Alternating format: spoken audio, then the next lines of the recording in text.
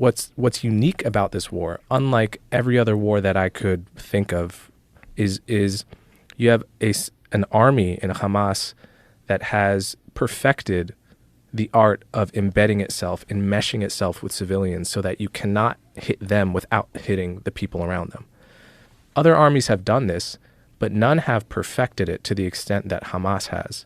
No army that I know of in military history has had 15 years to build 300 miles of tunnel underneath a city that they don't use to shelter the civilians, but they use to shelter themselves so that they can operate right under a kindergarten, right under a mosque.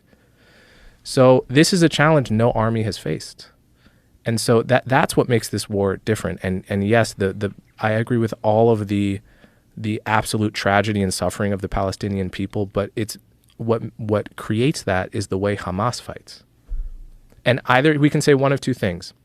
We can either say, well, Israel doesn't have a clean shot, and so they have to let Hamas get away with it because it's too much to bear.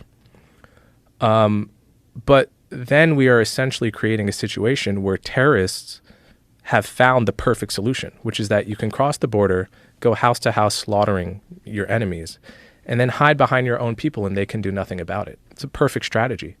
Can we live in a world where we allow that to be an acceptable strategy? I don't think so. And it's very ugly to watch. It's heartbreaking, and I completely understand why people don't think the way I think when they see the videos. I completely get it. But I don't think we can actually live in a world where that's allowed to be a strategy. I appreciate your perspective.